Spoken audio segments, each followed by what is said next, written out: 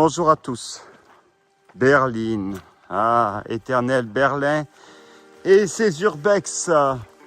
Les vrais urbex, vous sortir de Berlin. Hein. Les urbex, la colline du diable, le parc Spatz, pardon. Il faut payer pour visiter, non, pas pour moi.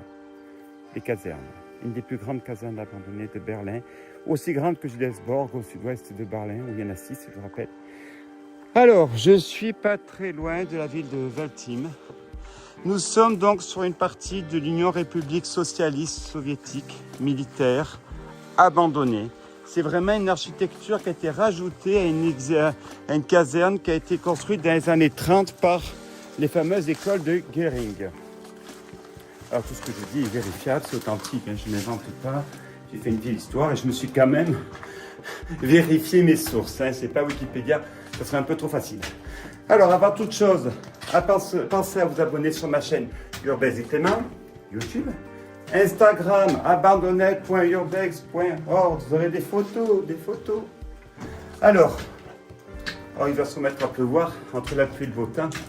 Alors, je vous invite dans cette caserne qui est des années 50-60, qui a été rajoutée par les militaires russes quand ils ont récupéré donc cette partie suite à la chute du nazisme.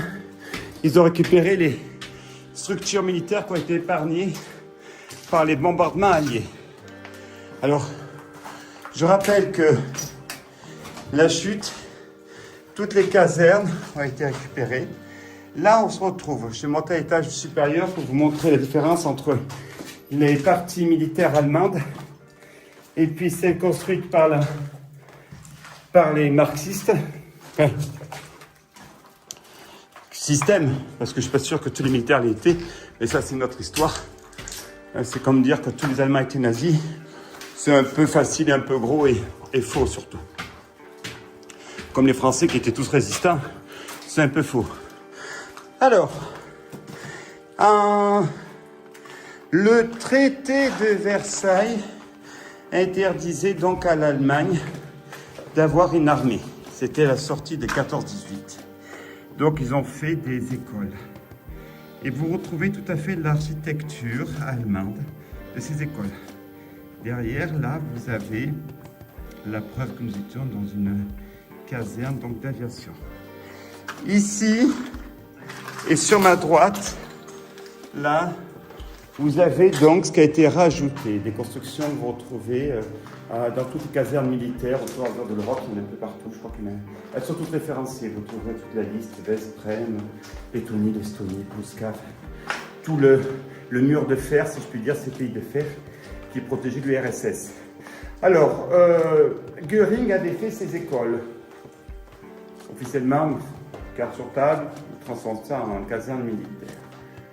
La guerre éclate, la montée du nazisme, la guerre éclate, etc. Bon, la France. Bon, la chute du nazisme, l'URSS va jusqu'à Berlin, le centre de Berlin est épargné, mais tout le tour où je suis tombe à l'URSS. Ils récupèrent les structures militaires qui ont été épargnées par les bombardements et les transforment donc en casernes militaires. Et aujourd'hui, donc, on a ce vestige qui nous vient des années, donc, alors celle-ci c'est années 30, vous reconnaissez tout à fait, 30, 40, peut-être un peu avant. C'est allemand et tout ce qui est bétonné, de production industrielle, si je puis dire. Je crois qu'on appelle ça d'ailleurs en béton quand on fait la suite à la répétition des mouvements. Voilà, donc on reconnaît tout à fait cette architecture. Allez, on y va. Alors, je ne sais pas si je vous ai dit, pensez à vous abonner sur ma chaîne Urbex et Clément. YouTube, Instagram, abandonnet.urbex.org. Et continuons cette exploration de ce lieu.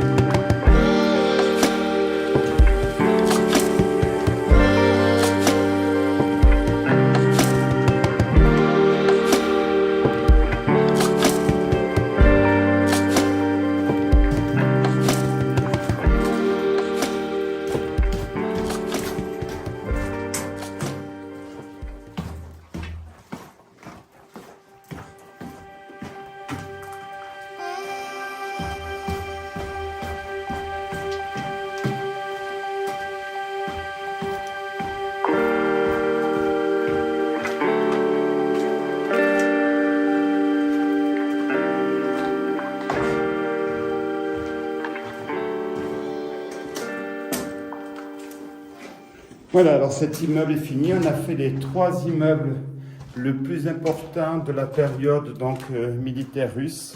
Maintenant, nous allons aller visiter la piscine. Il y a une piscine, alors je l'ai vue par hasard parce qu'il faut savoir qu'il y a une piscine.